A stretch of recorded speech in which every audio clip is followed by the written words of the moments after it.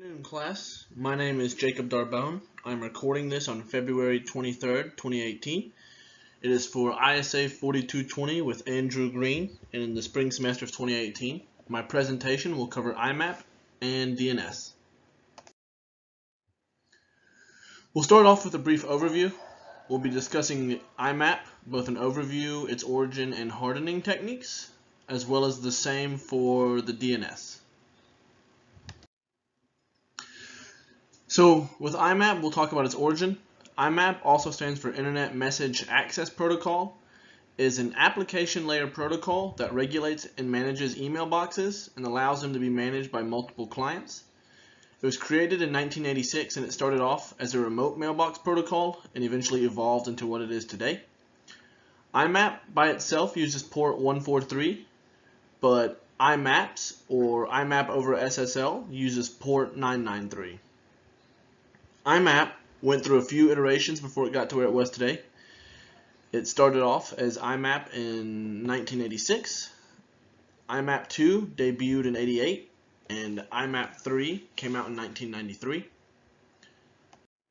To continue on with the origins of IMAP, it is similar to POP3, but unlike POP3, which only briefly keeps connection to downloads and transfer the mail from server to client, IMAP can remain open and connected as long as the user interface is active.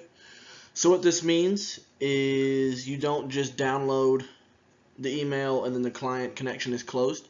You can keep that connection open for longer periods of time. Instead of having to constantly be opening and closing it, you can remain open as long as the user interface is active and long as someone is working in the mailbox. And the other large difference between POP3 and IMAP is the ability for multiple clients to connect to a mailbox on IMAP. With this, you can also have it detect when changes are made and what client made them. Huge upgrade from the single client connection of POP3. Pretty much what this means is instead of only having one person able to access the mailbox at a time, you could have multiple clients going in at the same time and checking emails and looking at those emails. And also another difference is that the emails, when downloaded, aren't deleted from the server. They're only deleted when the user actively deletes them. So somebody else can come in afterwards and see those emails if they need access to it as well. Rather than having to come over to your computer or have you send them to them, they can look on the client themselves, or the server themselves, my bad. And so it just allows for multiple people to be on the server at the same time checking the mailbox. And the other big difference too is that IMAP will detect when changes are made to the mailbox. So if another client gets in and deletes those emails that you didn't want to delete, it'll notify you that they were deleted and who deleted them. So that's a big upgrade from POP3. So next we'll move on to hardening techniques for IMAP.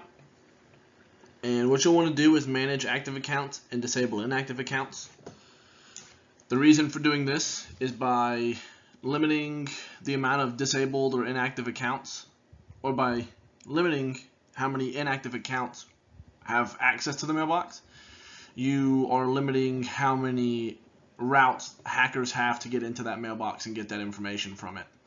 So by deleting or disabling those inactive accounts, you're limiting how many points of access hackers or threats will have to get to that mailbox. And you just want to manage the active accounts too and see who has access to it and who doesn't need access to it. That way, again, you can limit the threat of an employee getting in that doesn't need to be in there and seeing confidential emails or getting data that they're not supposed to be seeing. So that's very important. Next, you'll want to make sure your passwords are strong, unique, and change them often. So to start off, when you first give out passwords, make sure they are very strong. Randomize them if you can, and make them very hard to crack or very hard to guess through rainbow table or brute force attacks.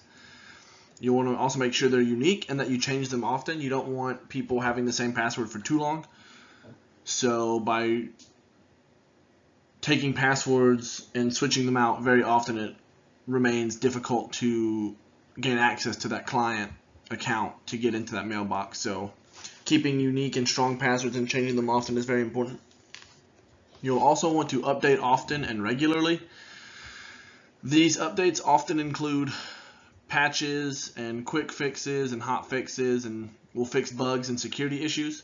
So by keeping these up to date and keeping these updates on your computer as often as you can, you'll create a more safe environment for IMAP to work on, and you'll just overall have a safer environment for your users to use, and you'll be less likely to have hackers find back doors that were left open if you don't do the updates. And you'll also want to train users to avoid opening unrecognized emails.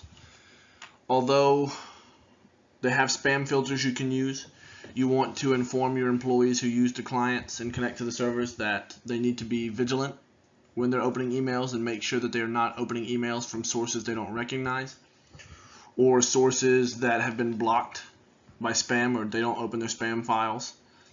You want to make sure that they understand that by opening those, you could open a virus or a Trojan or anything like that in the email. So you just want to make sure that your users understand that they don't want to open unrecognizable emails or emails from sources that they don't know or that haven't been authorized to use.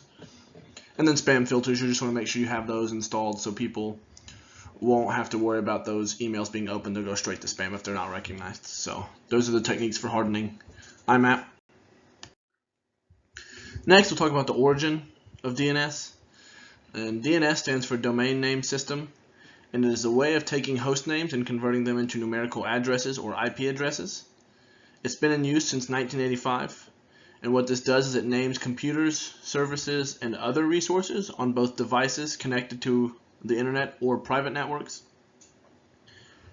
DNS is a protocol that takes a URL such as Google and turns it into an IP address and vice versa that your computer would then use to identify it over the network. So if you go to access Google, that URL would be converted into an IP address that your computer would then recognize the physical location of that server and network and everything, so that you would be able to go back to it again later, and that it just gives your computer almost a GPS navigation system through the interwebs to get to that URL or IP address. And it works similar to a phone book as well, and where it houses all the various IP addresses that you can use to route data from a server to your client or from your client to the server. Again, it's just a way that all of this information is kept and organized so that your computer can then recall it from that DNS and then make those connections and send the information you need to send to a server or receive information from a server to your client system. Next, we'll talk about hardening DNS. So you want to remove or disable unneeded services. This is similar to how most servers function, in which on the DNS there will be a lot of default services that are started that you don't need. So what you'll want to do is go through those services and disable them or remove them, so that the services that are redundant or not necessary to the operation of the server are taken off, so that way you limit the amount of issues that could arise from clashing between policies of a service and your server, or a hacker gaining access to one of those services and being able to breach the server. You just want to make sure that these services that aren't needed are disabled or removed. Also, you'll want to update often and regularly. Again, you'll just want to make sure that hot fixes and security patches that come out are put on your system to remove as many backdoors as possible and to make your system as safe as possible and your server as safe as possible from hackers or intruders. You'll also want to limit root access or administrative access to limit who can access the server and make changes to properties and settings. So you'll really want to only give IT or managers or anyone who has a blatant need to have access to that server administrative or root access. Excuse me.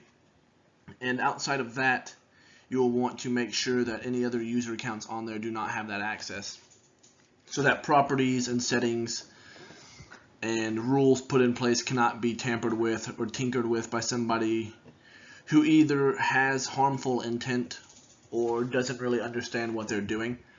So a new employee or somebody in the lower tier doesn't need access to that, because they could go and make your server less secure, or they could open up something that doesn't need to be opened and could just potentially wreak havoc on your server. So you'll want to limit root access and administrative access. Also, you'll want to prevent your DNS server from having an open resolver configuration. So what open resolver configuration for DNS means is that anyone outside of the server could send a DNS query to your server. So this could be a hacker or a threat or spammer or anything like that could just send queries to your server and cause potential issues and crashes. So you'll want to make sure that you have a closed resolver configuration, or just make sure that you don't run an open resolver configuration. And lastly, you'll want to disable recursion. And when you have a recursion set up on your DNS server, the server would look up the IP addresses or URLs on behalf of the client using the server.